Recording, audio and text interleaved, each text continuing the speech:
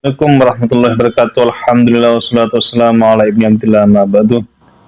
Para sahabat bisikan dari langit yang dirahmati oleh Allah Subhanahu wa taala dimanapun kalian berada, semoga tetap berada dalam lindungan Allah Subhanahu wa taala. Polemik nasab ini semakin panas dan semakin menyala di dunia nyata. Dan banyak fenomena-fenomena sosial yang saat ini yang mampu membuat gesekan-gesekan pemikiran dan bahkan sampai ke adu jotos. Kenapa? Seandainya debat di Banten itu tidak terjadi, mungkin ini tidak akan separah ini polemik nasab ini. Seandainya debat di Banten itu tidak terjadi, mungkin orang-orang itu tidak akan ikut campur mengenai persoalan nasab. Biarkanlah menjadi internal orang-orang yang mempersoalkan persoalan nasab Alawi itu saja. Maka saya kira Habib Taufik Segaf dan Kiai Imaduddin itu sangatlah cerdas, saya kira.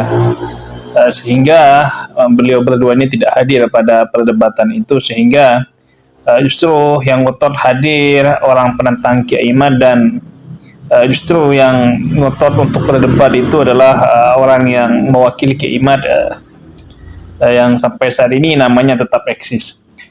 Dan persoalan nasab ini sampai saat ini menjadi kemelut di khalayak ramai, dan persoalan ini juga banyak ditunggangi oleh orang-orang yang memiliki banyak kepentingan. Siapa saja itu orang yang memiliki banyak kepentingan itu? Yang pertama jelas adalah para konten kreator, YouTuber, Facebooker, dan lain sebagainya. Karena kalau membahas tentang persoalan-persoalan yang lain sekarang, seperti pesulap merah misalkan, itu sudah tidak terlalu menarik. Bicara tasawuf misalkan, itu sudah tidak terlalu menarik. Kalau kita mengupload persoalan nasab itu biasanya view-nya itu banyak yang menonton, YouTube-nya itu banyak yang menonton, Facebook-nya itu banyak yang menonton, karena ini adalah isu yang lagi hangat-hangatnya, atau suatu kejadian yang lagi hangat-hangatnya. Hingga hal ini mampu menjadi penutup kebijakan-kebijakan pemerintah di negeri ini, sehingga pemerintah dengan adanya konflik nasab ini mereka diuntungkan, sehingga banyak kebijakan-kebijakan yang kadang-kadang kita tidak fokus untuk mengontrol pemerintah. Dunia medsos ini tidak fokus mengontrol pemerintah, sehingga tenaga kita lebih banyak kepada polemik nasab yang sampai saat ini tidak selesai-selesai.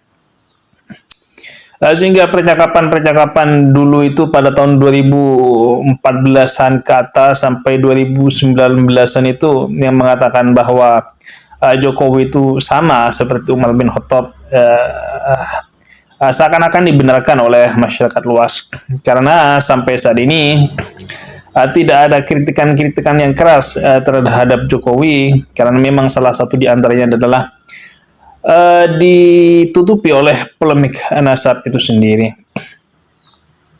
Sedangkan kalau kita kaji pada saat ini, dalam satu sisi mungkin ada benarnya juga, tapi dalam sisi yang lain juga banyak tidak benarnya, bahwa Presiden Joko Widodo ini, presiden kita ini adalah orang yang atau pemimpin yang sama dengan Umar bin Khattab radhiyallahu taala anhu. Dalam satu sisi juga PKS sekarang mendukung Bobi Nasution ya, di Sumatera Utara itu, di Sumatera Utara, daripada mendukung Edi Rahmayadi. Ini jelas sudah bahwa banyak sudah yang ikut keinginan Presiden Jokowi. Apakah betul-betul sama antara kepemimpinan Presiden Jokowi dengan Umar bin Khattab?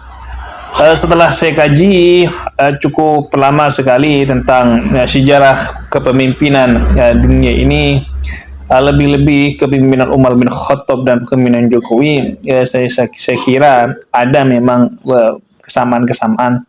Kan tapi juga ada banyak juga perbedaan-perbedaan yang mencolok antara Presiden Jokowi dan Umar bin Khattab radhiyallahu taala anhu. Seperti pembagian sembako misalkan di masa Jokowi ini memang sangatlah giat di masa kepemimpinan Presiden Jokowi ini. Walaupun di masa-masa sebelumnya ada mungkin, tapi tidak semarak di masa Presiden Joko Widodo ini. Di masa Sayyidina Umar bin Khattab jelas banyak sekali. Salah satu contohnya adalah bagaimana tentang pajak yang diwajibkan atau yang pajak dari masyarakat, dari rakyat pada saat itu digunakan atau dialokasikan lagi untuk masyarakat. Itu di masa Umar bin Khattab. Akan tapi Umar bin Khattab itu justru jauh lebih mementingkan daerah pembayar pajak itu, pembayar jizya itu sendiri. Contoh misalkan di Mesir. Di Mesir itu Umar bin Khattab radhiyallahu taala anhu, uang pajak itu justru untuk kesejahteraan orang Mesir itu sendiri, jika pajak itu memang dari orang-orang Mesir. Akan tapi di Indonesia baru kalau ada lebihnya baru pajak itu dikirim ke Madinah. Kalau di Indonesia ini kan seakan-akan uang pajak itu lebih banyak berkutat kepada pusat. Di Bali misalkan kita ketahui bersama berapa banyak penghasilan di Bali itu dari pariwisata misalkan, sungguh banyak sekali di Bali itu. Kan tapi banyak kalau kita lihat di Bali itu masih tidaklah menjadi orang-orang terkaya di Bali itu sendiri. Kenapa? Karena masih banyak penghasilan pajak itu yang dikirim ke pusat, ke Jakarta. Di Papua misalkan, saya banyak punya teman di Papua pada waktu saya di Malang itu. Di Papua itu kan kita sama-sama mengetahui bahwa Papua itu di Freeport itu salah satu penambang emas atau penghasil emas terbesar di dunia. Tapi kita lihat pada saat ini betapa mengeluhnya di sana itu tentang hasil di emas itu, karena ada yang masuk ke Amerika dan juga ada masuk ke pusat. Seharusnya penghasilan emas itu tidak masuk ke negara Indonesia, tapi harus diutamakan masuk ke orang-orang Papua itu sendiri. Untuk apa? Untuk mesejahterakan hidup orang-orang Papua dan juga untuk mengangkat baik di dalam pendidikan, baik di dalam kesehatan, baik di dalam kemakmuran rakyat Papua itu sendiri. Kalaupun pada saat ini banyak jalan-jalan itu atau infrastruktur yang dibangun oleh Jokowi atau yang dibangun oleh Presiden Jokowi di masa kepemimpinannya. Itu saya kira sangat tepat ketika Presiden Jokowi banyak membangun infrastruktur terhadap bumi Papua itu, karena memang banyak aset-aset atau penghasilan yang di Papua yang disetorkan ke pemerintah pusat.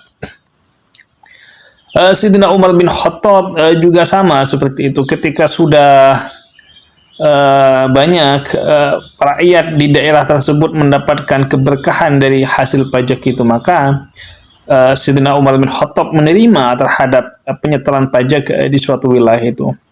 Kan tapi Sayyidina Umar bin Khattab atau Umar al-Faruq itu selalu mewanti-wanti agar gubernur di suatu daerah tersebut lebih mementingkan rakyat umat muslim atau daerah atau masyarakat di daerahnya itu lebih dahulu sebelum menyetorkan jizyah ke Madinah pada saat itu.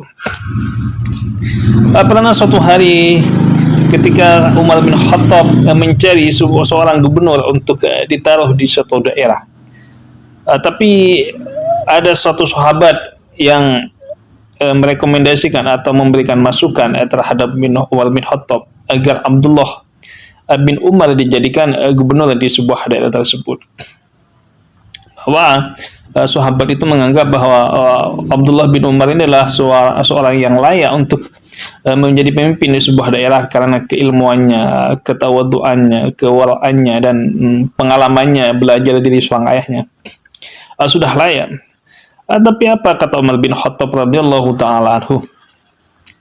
Beliau sangat tegas untuk menolak agar anaknya untuk menjadi gubernur di sebuah daerah. Umar bin Khattab berkata bahwa cukuplah di keluarga Umar itu, cukuplah Umar bin Umar saja yang dihisab nanti di akhirat. Ini adalah sebuah bukti bahwa Umar bin Khattab itu tidak mengandalkan jabatan atau tidak menggunakan jabatannya untuk mengambil manfaat dari jabatannya itu menjadikan anaknya atau keluarganya menjadi seorang pemimpin atau menjadi seorang yang berpengaruh di masanya. Berbeda dengan Presiden Joko Widodo misalkan, ketika beliau jadi presiden dan beliau ini sudah sangat tinggi-tingginya pamornya atau pengaruhnya, maka Gibran ini kan saya kira masih terlalu muda lah. Kalau di dalam undang-undang MK itu juga kan belum lulus untuk memenuhi persyaratan. Kalau Presiden Joko Widodo pada saat itu tegas, memang tidak untuk menjadikan Gibran sebagai calon wakil presiden, maka saya yakin para menteri-menteri itu tidak akan memaksakan untuk mengambil Gibran itu sebagai calon wakil presiden misalkan. Sehingga menabrak aturan terhadap undang-undang MK yang harus umur 40 tahun misalkan, itu ditabrak dan itu disahkan oleh pamannya sendiri pada saat itu. Ini juga ada persoalan bagaimana siapa ini Kaisang ini baru masuk partai 2 hari lalu boro-boro jadi ketua partai. Dan kabarnya juga akan maju sebagai calon gubernur bersama iparnya Bobi Nasution. Ini saya kira tanpa mereka anaknya Jokowi misalkan, jika mereka bukan anaknya Jokowi atau bukan mantunya Jokowi, seperti Anwar Usman, Bobi Nasution, Gibran, Raka Buming Raka ini atau Kaisang ini, maka saya yakin mereka tidak akan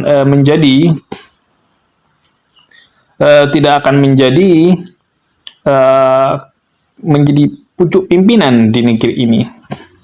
Seperti Bobi Nasution sudah jelas jadi wali kota itu, yang sebentar lagi mungkin maju sebagai calon gubernur dan akan jadi gubernur, atau Kaisang yang akan maju gubernur entah di Jakarta atau di Jawa Tengah. Ini ada suatu perbedaan yang sangat mencolok antara Jokowi dan Umar bin Khattab radhiyallahu taala anhu. Umar bin Khattab radhiyallahu taala anhu itu rela lapar asalkan rakyatnya kenyang.